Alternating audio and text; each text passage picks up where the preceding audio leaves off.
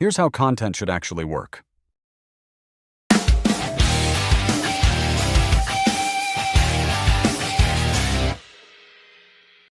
Hey folks, let's face it, creating content can feel like a chore. But the reality is, you have to do it if you want your products and services found online and everywhere else you might have a presence. In this video, you'll get actionable tips for creating and repurposing content while attracting more traffic with lead magnets. First, we start with insights. Welcome to This Explainer. As a customer researcher, I literally spend my days analyzing the exact micro moments when people decide to finally buy software. And let me tell you, I see a huge problem. Too many organizations treat content marketing like some creative art project, right? Rather than a rigorous business function. Well, today, we're going to change that. We are taking your content from a top-of-funnel guessing game to a highly scalable growth strategy. We're building your insight-to-action blueprint. So think about your last big strategy meeting. How often are your digital campaigns built on, honestly, just a hunch? Relying on those made-up, demographic-heavy buyer personas? It's basically flying blind. You're projecting what you think matters to people, rather than solving the actual, messy problems that are preventing them from buying right now. And here is why that is absolutely crucial. Get this. On average, 70% of buying decisions are made before a consumer ever even speaks to a sales rep. 70%. Let that sink in for a second. If your content isn't out there answering their real questions before they hit that contact sales button, well, you've already lost the deal to a competitor who actually did. To capture that massive 70%, we need a real operational blueprint. In this explainer, we're going to quickly run through 6 core steps. We'll start with mining raw data, then move into a 30-minute synthesis workflow, map the buyer journey, build product-led content, structure your content calendar, and finally, we'll cover tracking those all-important KPIs. All right, let's jump right into step 1, mining raw customer data. Because here's the truth. Traditional market research methods, they're fundamentally broken. Researcher Shavin Piris hit the nail on the head when he said, "You only hear from people willing to talk to you." It's so true. Traditional research relies on these retrospective interviews filtered through hindsight. You end up completely missing that raw, unfiltered 2 in the morning emotional pain that actually drives a buyer to look for a solution. Instead, we need to tap into unfiltered voice of customer data sources. I'm talking about anonymous Reddit forums where people are sharing their real, vulnerable struggles. I'm talking about Gong sales call recordings where you can hear exactly which features made their ears perk up, and of course, your own customer support tickets. This stuff is an absolute goldmine. It's the actual behavioral signals you need for long-term customer acquisition. Okay, moving to step 2. Let's talk about a 30-minute research workflow to make sense of all this. How do we actually take all that messy, raw data and turn it into something actionable without having to do endless cold outreach? Using Shavin Piris' extraction method, you can take just a single emotionally charged Reddit post and break it down into 5 clear buckets. First, what's the context? Like, is this a stressed-out IT manager at 2 a.m.? Then, what are their pain points? Third, what attempts have they already made to fix it? Fourth, what are their desired outcomes? And finally, what's their worldview? The underlying beliefs driving their actions. Now, when we drill down into that pain point step, we have to realize something. Problems might be universal, but pain is deeply personal. You absolutely must identify the functional pain, like sheer inefficiency, the emotional pain, like burnout or feeling helpless, and the social pain, like status anxiety at work. Understanding those 3 dimensions of pain, that is what actually drives user adoption. Which leads us perfectly into step 3, mapping the buyer journey. Let's ground ourselves in the 3 core stages here. In the awareness stage, the buyer is really just waking up to the fact that they have a problem. In consideration, they're actively looking around, researching solutions. And in decision, they're pitting providers against each other. Your job is to take that raw data we just mined and plot it exactly where the customer is experiencing those thoughts along this timeline. But, and this is a major reality check for any executive team watching, there is a massive gap between the smooth, theoretical, happy path journey we like to plan for and the messy, friction-filled journey our customers actually experience. Real research uncovers skepticism, indecisiveness, a deep fear of making the wrong choice. Our content has to address this messy reality, not the ideal scenario we mapped out on a whiteboard. Now for step 4, building product-led content. So how do we use those real-world friction points? By crafting hyper-targeted narratives. Now, product-led content does not mean turning every single blog post into a hard sales pitch or a boring feature comparison. It's about natively positioning your product inside the practical solution to a specific user problem. Show them, don't just tell them, how your product actually solves their issue. This builds incredible credibility because you're giving them actionable utility, not just marketing fluff. And to execute this well, your marketing team really needs to understand the product inside and out. The growth experts at Okuni put it perfectly. The best content contributors act as internal translators. They're in the weeds. They absorb support tickets, they sit in on product syncs, they know exactly where users get stuck. And then they translate those complex product capabilities into simple solutions for the customer's emotional and functional pain. All right, step 5, structuring your content calendar. For the marketing leaders tuning in, listen. This strategy demands rigorous systems. You literally cannot scale this by just relying on a couple of high performers to improvise brilliant ideas every week. You need a structured content matrix. Random posting doesn't convert. Mapping to the journey does.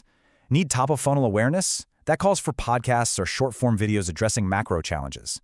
Mid-funnel consideration? Bring in the ebooks and webinars to explain workflows. Bottom-of-funnel decision time? That's where you hit them with case studies and white papers that speak directly to comparison shoppers. And from an operational standpoint, you have to centralize this execution. Using a centralized hub like the Notion Content Ideas Tracker, for example, is absolutely critical. It keeps workflows managed, tracks status, prevents process bloat, and guarantees consistent output. I hear people say structure restricts creativity. Actually, scratch that. Structure enables faster execution at a much higher quality standard. Finally, step 6. Tracking conversion KPIs. We've arrived at arguably the most critical part for the C-suite, tying every single piece of this workflow directly back to scalable revenue. A structured KPI tree perfectly links your granular, day-to-day metrics to your major business goals. Tracking things like monthly organic search impressions or social media reach, those funnel directly into your website traffic, which ultimately builds strong brand awareness and drives acquisition. You're not just measuring clicks in a vacuum, you're measuring how those clicks support the ultimate business objective. And keep in mind, your KPIs have to evolve based on where your company's at in its growth stage. If you're early stage, you should be measuring velocity and signups. Scaling up? Look at brand lift and retention. But if you're a mature company, focus your content metrics on user activation and churn reduction. Content is a massive growth lever, for sure, but it only works if you're precise about what you're targeting. So, to wrap this all up, if your content still feels like a secondary support function in your go-to-market strategy, you are vastly underestimating its power. True content marketing is a rigorous, product-led growth strategy. It's fueled by raw, unfiltered customer empathy, and it's powered by executive operational discipline. I want to leave you with this final provocative thought to take back to your teams. Take a hard look at your current output and ask yourself, are you building a scalable content engine that drives predictable acquisition, or are you just making noise? It's time to stop guessing, start researching, and go build your engine. Thanks for joining me on this explainer. So you know who you're creating content for. Now we split creation and distribution into 2 parts. Part 1. The hub and spoke model. Welcome to This Explainer.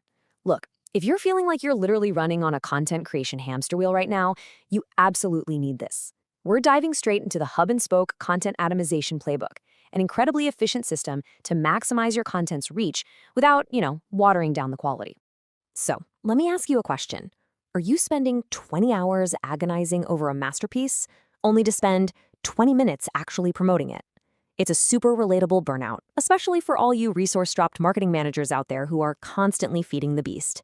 You spend weeks on research, design, and writing an incredible core asset, and then what? You toss it on LinkedIn once, fire off a single email, and scramble to the next massive project. Honestly, that's a direct recipe for exhaustion and terrible ROI. Today, we're completely flipping that script. All right, here is our playbook for today. We're going to cover 1. The hub and spoke model. 2. Choosing high engagement pillars. 3. The content atomization workflow. 4. Platform native formatting and tone. 5. Quality control and tech standards. And finally, number 6, measuring engagement and ROI. Let's get right into section 1, the hub and spoke model, and how we're shifting the paradigm. Okay, think of content atomization exactly like a bicycle wheel. Your website is the hub, right? It holds your core truths, your primary long-form content. Now, every single social channel, email blast, or community group, those are your spokes. And the entire job of those spokes is to pull your audience back to the center, back to that owned ground. Because let's be real, you do not want to build your entire business on a rented platform where algorithms literally change overnight. Build on owned ground and use every other channel as a pipeline. And the power of this model is absolutely undeniable. Get this, 46% of marketers say content repurposing is their single best performing strategy. It actually outperforms original content creation. It's not about constantly dreaming up net new ideas. It's about getting maximum squeezed out leverage from the brilliant ideas you already have. Moving on to Section 2, choosing high engagement pillars and finding your core asset. Because frankly, if your hub is weak, the whole wheel collapses. The absolute operating system for this entire strategy is a simple 4-step loop we call the PAD-R framework. It takes one high-value asset and turns it into a whole month of content. First, you create your pillar. Then, you atomize it into smaller, bite-sized pieces. Third, you distribute those pieces strictly where your ideal customer profile actually hangs out. And finally, you refresh it down the line. It's a continuous, highly sustainable machine. So, how do we build this repeatable workflow? Start by auditing what you already have. Look for what drives high engagement. Think original research or a heavy-hitting webinar. Then, and I cannot stress this enough, you have to lock down a single source of truth document. This is your central hub for approved claims, stats, and citations. Doing this is a total game changer because it guarantees consistency across all your derivative assets and stops your messaging from getting diluted as it spreads. All right, Section 3, the content atomization workflow, where we break it all down into actionable steps. Let's visualize this. Imagine we're starting with one single, highly detailed, data-heavy white paper as our primary pillar. This is a classic scenario if you're a resource-strapped marketing manager. You've got this massive, beautiful PDF sitting on your site, but almost nobody is actually reading all the way to page 14 where your absolute best data lives. So, we fix that by systematically slicing it into atomic ideas. You go in and extract 5 specific killer charts. For every single chart, you write a punchy, one-sentence so what takeaway. Then, you translate that dense, data-heavy section into engaging visual formats. Maybe a 10-slide visual carousel for LinkedIn, or a super crisp one-pager for your sales team to use right on their calls. Now, if you want an actionable checklist for launching a massive pillar campaign in just 2 weeks, you absolutely must define your team's roles clearly so nothing bottlenecks. The content lead drives the timeline. The subject matter expert validates the claims. Legal signs off on the regulated phrasing. The brand team checks the vibe. And SEO handles search intent. When everyone knows their exact lane, you can easily output 20 pieces of content from that one white paper without a single panicked midnight email. Promise. And you map it all out like this. This matrix acts as your content calendar template, showing exactly how to turn one white paper into 5 social posts and a ton of other assets. From those initial atom ideas, the charts, the quotes, the tips, we map out the specific formats, the exact channels they'll live on, and one unified primary call to action. You are literally engineering an entire quarter's worth of content from a single row on this matrix. It's beautiful. That brings us to Section 4, platform native formatting and tone, and how we adopt the message. Okay, we need to aggressively contrast the old lazy way of just recycling links with the new strategic method of cultural translation. Listen, if you take a highly polished horizontal YouTube video and just dump it onto Instagram Reels, it's gonna flop. Why? Because you completely ignored the platform's native mechanics. True repurposing is about shaping the content so it survives and thrives, where people are actually watching it. For example, here is a precise step-by-step checklist for turning an hour-long webinar recording or interview footage into 10 shorter, dynamic social media clips.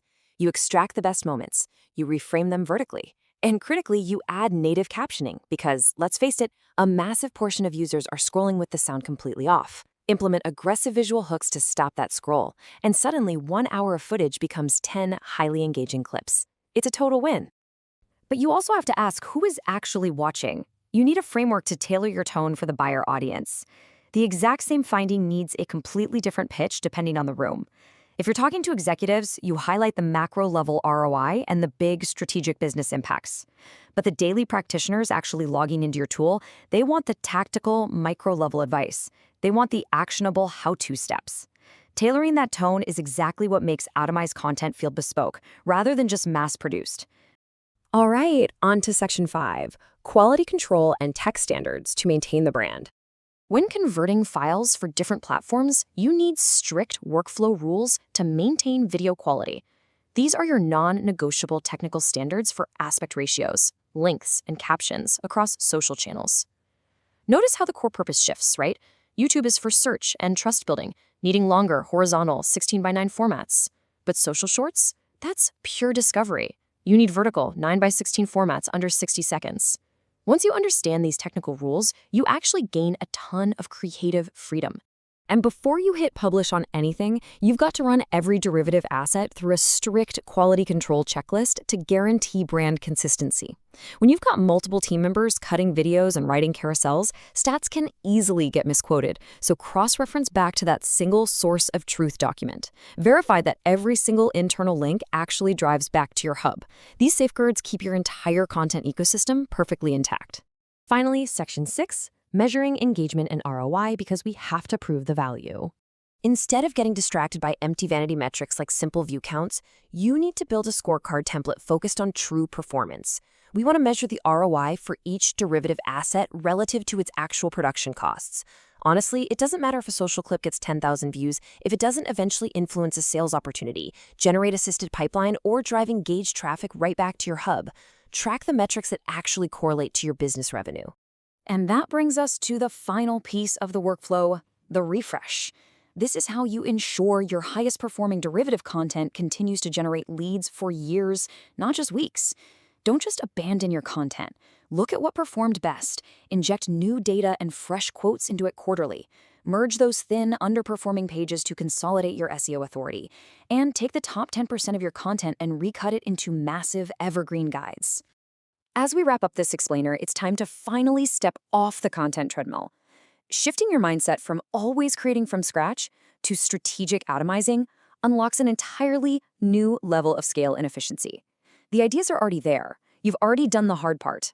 So ask yourself, are you going to keep burying your absolute best insights on page 14 of a PDF?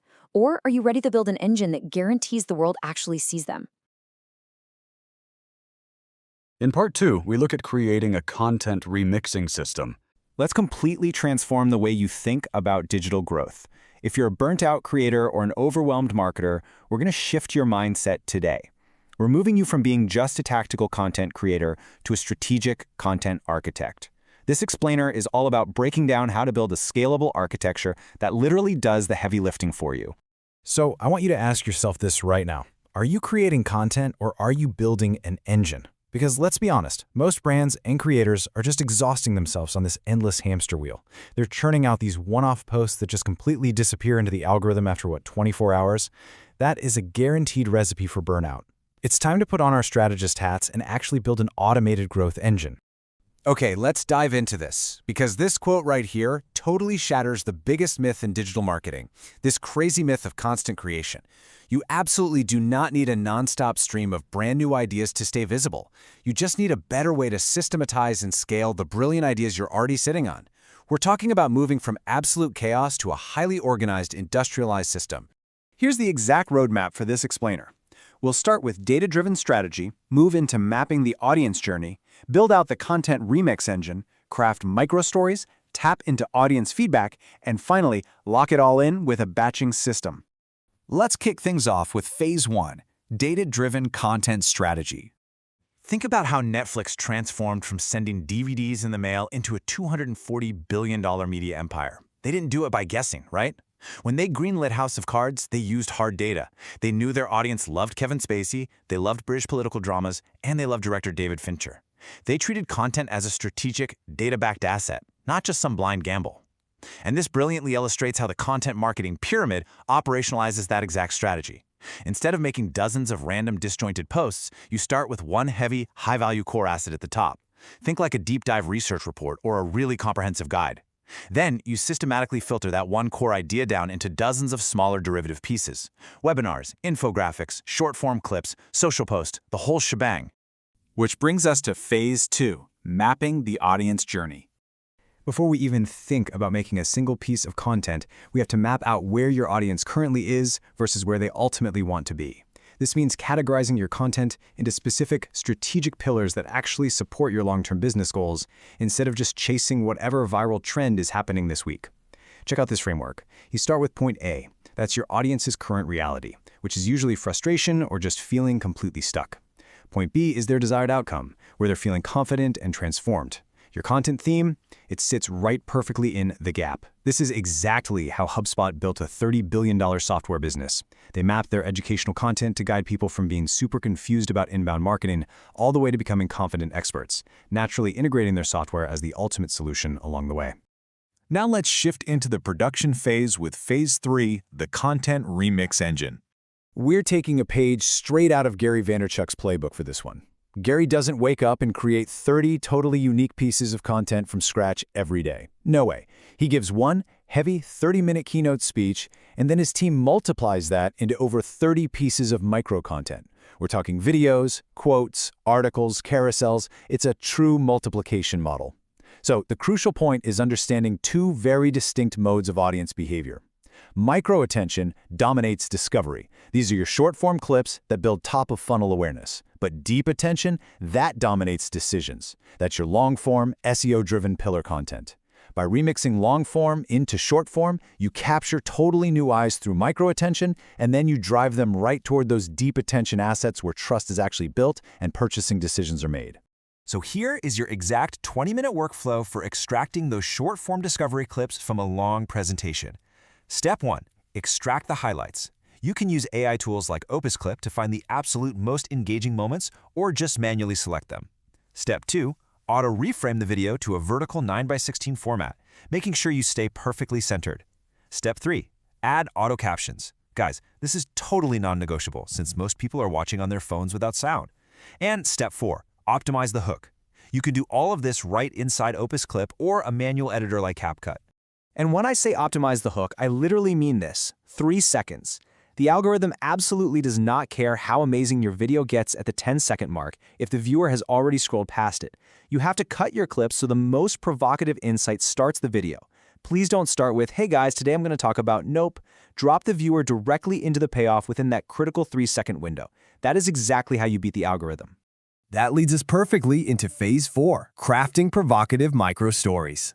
We already know that data informs our overall content architecture, right? But when it comes to the actual short clips, it's the emotional and relatable framing that actually hooks the viewer and makes them care. Now, what's really interesting about this slide is looking at story archetypes. Think of the Humans of New York style. That account exploded to 30 million followers just by taking simple photos and pairing them with incredibly relatable micro-stories. You can do the exact same thing for your brand. Frame your clips around transformation tales, behind-the-scenes glimpses, customer spotlights, your origin story, or honestly, my personal favorite, mistake stories. People love hearing about what went wrong and what you learned from it. Next up is phase 5, intersections and audience feedback. You know, one of the biggest mistakes creators make is just guessing what their audience wants. But you can generate endless ideas without ever guessing simply by tapping into what your audience is already telling you. Take the Glossier approach. Emily Weiss built a $1.2 billion beauty empire simply by asking her blog readers questions. She'd ask what's your biggest skin concern or what product can't you live without. By harvesting viewer comments, questions, and direct messages, she revealed these massive hidden market gaps. You can use this exact same method to directly refine your content pillars. Turn those specific audience questions into highly targeted, brand new short video content. Let's move to and see how this builds into a predictable timeline. It's essentially a closed-loop system. On day 1, you publish your deep dive pillar content. By day 5, you're harvesting the comments and questions from that piece. On day 10, you integrate engagement-focused content, like polls and Q&As, based directly on those comments to create short clips. And get this, by day 15, you can even combine 2 seemingly unrelated topics from your audience feedback to create completely unique content angles. It's literally an engine that feeds itself. And finally, we reach phase 6, build your batching calendar. This is where we take the entire remix methodology we've been talking about and lock it into an industrialized, sustainable, monthly system. If you want to completely eliminate creator stress, this is it. We like to call this the Marie Forleo-style batch production model. Instead of scrambling to figure out what to post every single day, you tightly structure your calendar. Week 1, you strictly plan and outline the month's pillar content. Week 2, you write the core content and extract the scripts for your micro stories.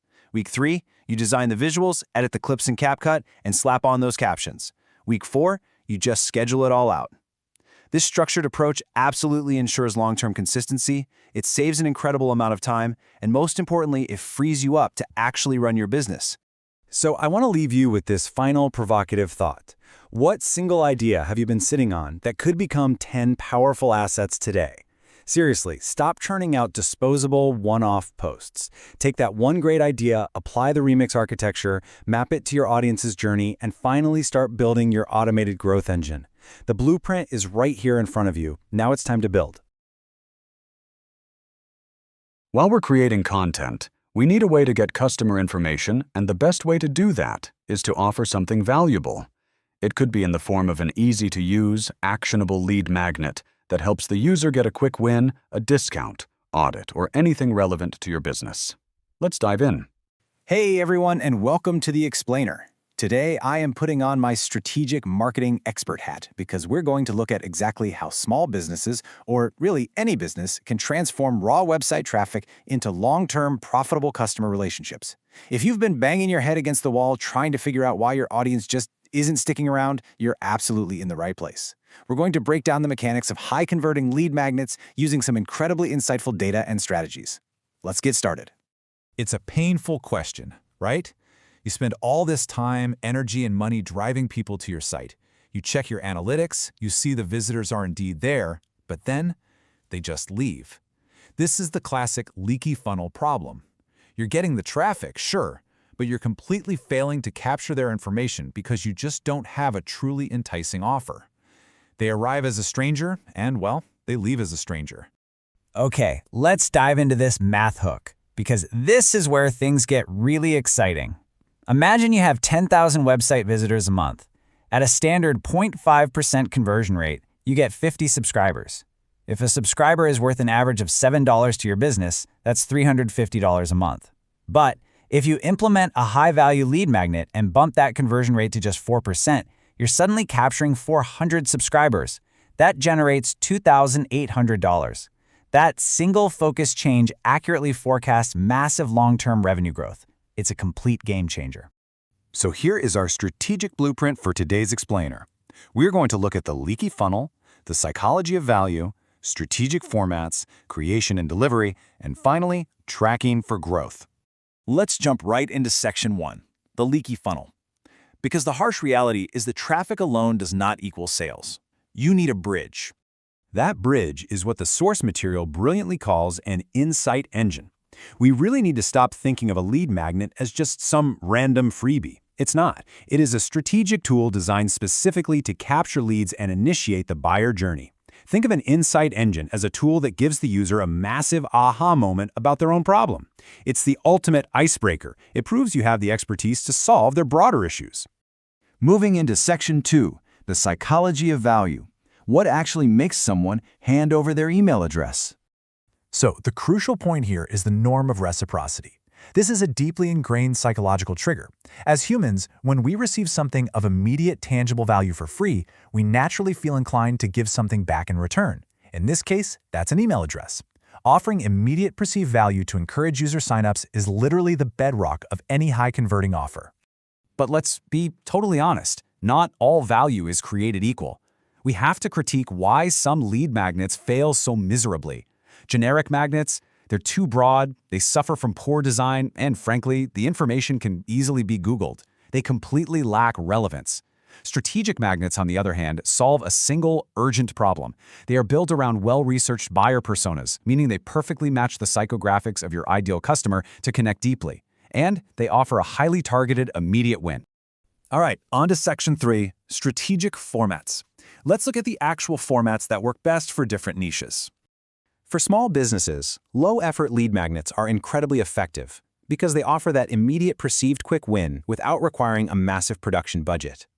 Think about simple checklists that streamline a complex process, specialized industry templates or cheat sheets designed to solve complex niche problems, or even free consultations if you offer high-ticket services.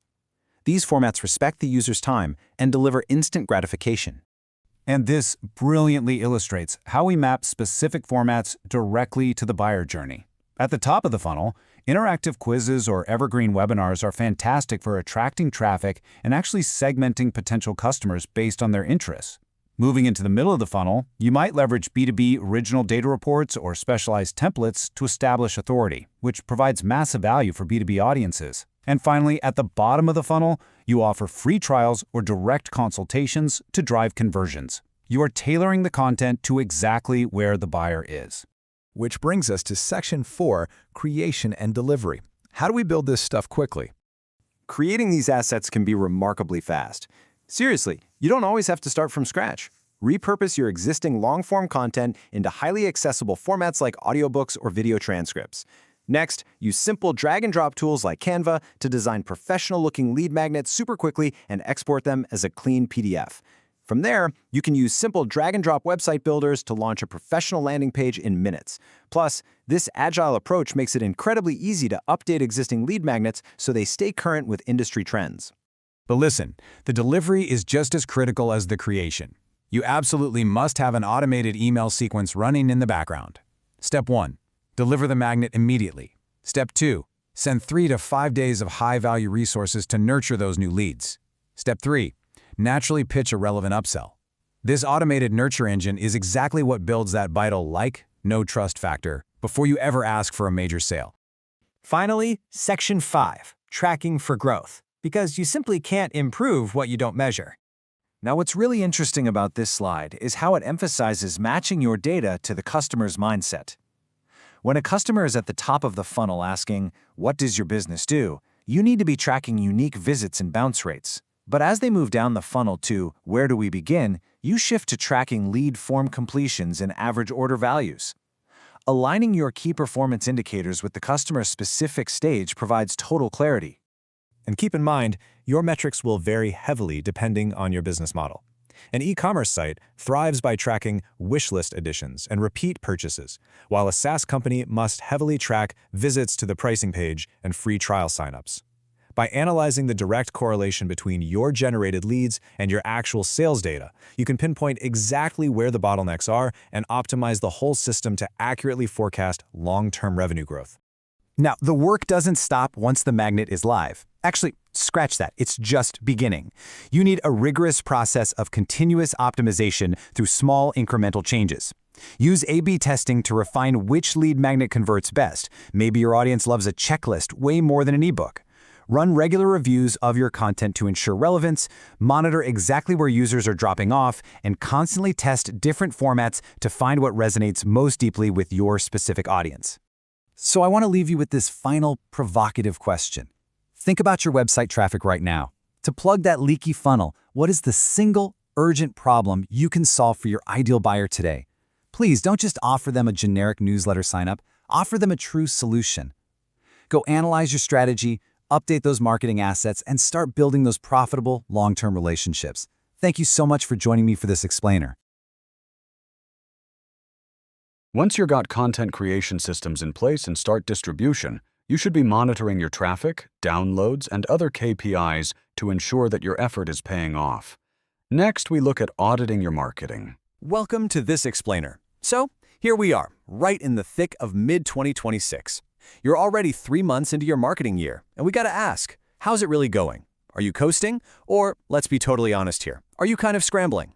Well, today, we're diving into a step-by-step audit guide that's gonna make absolutely sure you hit those year-end marketing goals. We're gonna assess your baseline, spot those high-impact corrections, and build a totally practical roadmap for the rest of the year. Let's get right into it. Here's our diagnostic roadmap for today. We'll kick things off with a mid-year assessment. Then, audit your budget and internal alignment. From there, we'll evaluate your closed-loop content engine, tackle the whole new frontier of AI and answer engine optimization, hit the scoring rubric, and finally, build out your year-end action plan.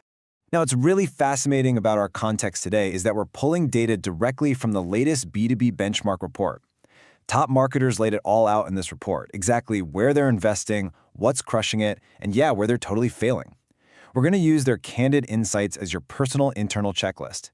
It's a great way to contextualize exactly how your internal performance is stacking up against top industry competitors right this minute. All right, let's jump to our first core pillar, audit, budget, and alignment, where we focus on identifying gaps and bridging silos. Okay, so let's start with a really critical question. Are your marketing goals actually aligned with sales? Now, I know it sounds basic, but seriously, ask yourself if your current marketing objectives still match the overall business goals you all set back in January. Is your sales team genuinely involved in your campaign planning, or are you kind of just operating in a vacuum over in marketing? Look, bridging this communication gap is a super low effort but ridiculously high impact area to fix right now. So, what does this alignment actually look like in the real world? Well, to justify adjusting your budget for the second half of the year to the executive team, you need proof. You got to show decisions based on actual Q1 performance data, not just whatever theory you had in January. Crucially, and I can't stress this enough, protect at least a third of your budget strictly for brand awareness and thought leadership. Don't just dump it all into demand gen. You also need to intentionally connect your channels, think email, content, events, into truly integrated campaigns instead of these isolated little silos. And finally, get those lead qualification criteria documented. Sales and marketing absolutely have to be speaking the exact same language. Moving right along to our second pillar, audit, closed-loop content. This is all about letting your analytics write your strategy. So, what exactly do we mean by a closed-loop system? Simply put, it's a continuously updating engine. Post-publication performance data automatically feeds right back into your scoring system. It calibrates the weights so that your future content recommendations just get smarter and way more predictive over time. Instead of relying on those lagging quarterly or monthly reviews, which, let's face it, cost you missed opportunities, a closed-loop system processes performance data in real time. It tells you exactly what's working the very second it becomes relevant. Because of this, we need to make a massive shift in how we evaluate success. It is officially time to stop relying entirely on aggregate traditional industry benchmarks to just guess what formats might work. Like, should you write a how-to guide, a comparison piece, a massive data study? Stop guessing. Your actual closed-loop performance data will tell you. It tailors recommendations to the specific content types that demonstrably work for your unique audience, rather than just what works for the industry at large. To properly evaluate this loop, there are 3 core distribution metrics you absolutely need to audit. First up, track your engagement, likes, shares, comments, and use that to fine-tune your approach. Next, look really closely at your conversion rate, or CR. This measures how many of your visitors are actually taking the actions you want, like subscribing or downloading a white paper. And lastly, track your cost per acquisition, your CPA. Just divide your marketing expenses by your conversions to see if your paid distribution is actually pulling its weight. Let's move to Section 3 and see how this all builds into the future of search. Audit, AI, and AEO, capturing the full discovery picture. Listen to this quote because it's absolutely crucial. In 2026, a content strategy that only optimizes for Google is operating with half the discovery picture. I mean, that is profound, right? AI-powered search is not some experimental fringe thing anymore. It's a primary discovery channel for B2B buyers today. If your traditional SEO operations haven't been upgraded to include AI referral tracking, you are literally missing massive amounts of data. And worse, potential customers. So let's dive into how you actually fix this with a practical AEO playbook. First step, start tracking your AI referral traffic immediately. Just get it set up. Next, monitor exactly which of your articles are actually being cited by platforms like ChatGPT, Perplexity, or Google AI Overviews. Finally, compare that AI citation performance directly against your traditional search metrics. That direct comparison, that's exactly what's going to reveal where your visibility gaps are hiding. We've covered the core pillars, so now it's time for Section 4, the scoring rubric. Let's evaluate your team's current maturity. All right, grab your internal assessments. By contrasting your current performance directly against the industry standards we saw in the B2B benchmark report, you can actually get an objective look at your progress. The goal here is crystal clear, data-driven tracking so you know exactly where your operations stand before we hit year-end. Here is your path forward based on how you score. Now, if you scored in that top tier, the 29 to 34 range, you're way ahead of the curve. Awesome job. Your goal now is to step out of your comfort zone and aggressively tackle those AEO strategies we were just talking about. If you're in the middle tiers, you're solid, But you need to find your gaps and implement at least one new benchmark tactic this month. And if you scored a 20 or below, hey, don't panic, but definitely don't wait. Use Q3 strictly to rebuild your foundation and strongly consider bringing in some outside expertise to really accelerate that recovery.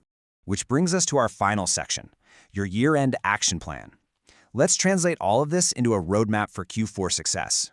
For those of you scoring in those lower tiers 0 to 20, we really need to simplify things immediately. I want you to follow these specific steps. Number 1, fix your sales and marketing communication gaps today, like right now. Number 2, clarify your content strategy and get strict attribution set up. Number 3, designate Q3 strictly as a foundation rebuild period. Please, don't add any new, flashy tactics yet. You have to get the basics right first. And number 4, consult outside experts like the folks at Endeavor B2B to help you right the ship before the year closes out.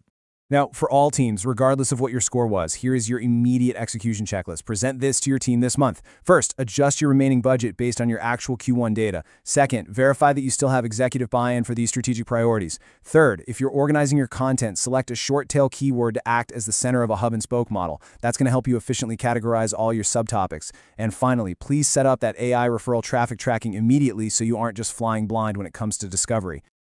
The second half of 2026 is still completely yours to win. The data is clear, the benchmarks are set, and the gaps have been totally identified. But look, knowledge without execution is basically just trivia. So I'm going to leave you with this final critical question to chew on. What is your very first move tomorrow morning to save your year-end goals? Dive into that checklist, get your team aligned, and let's go make Q4 your strongest quarter yet. Thanks for joining us for this explainer, and I'll catch you on the next one. I hope you got something out of the video. If you did, drop a comment and tell us what you learned. While you're there, check the description. There's a link to an assessment. It's free and will take about 2 minutes of your time, but you'll walk away with a clear understanding of where you stand with your content creation, where you have gaps, and what to do next. Drop your score in the comments. Each week, we'll choose one person to receive a freebie directly from us. Don't forget to like and subscribe, and I'll see you in the next video. Have a great week!